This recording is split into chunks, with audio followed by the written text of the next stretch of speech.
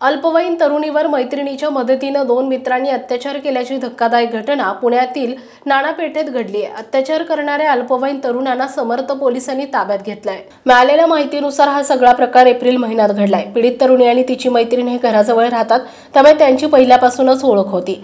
आरोपी मैत्रिणीने तरुणीला घेऊन तिच्या मित्रांसोबत पार्टी करण्यासाठी नेले।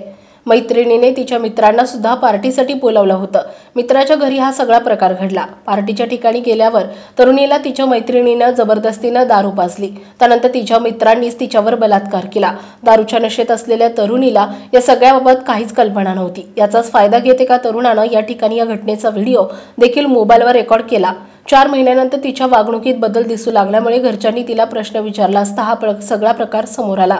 तरुणीच्या वडिलांनी या प्रकरणी तक्रार दिली आहे। यावरून समर्थ पोलीस ठाण्यात या प्रकरणी गुन्हा दाखल करण्यात आलाय।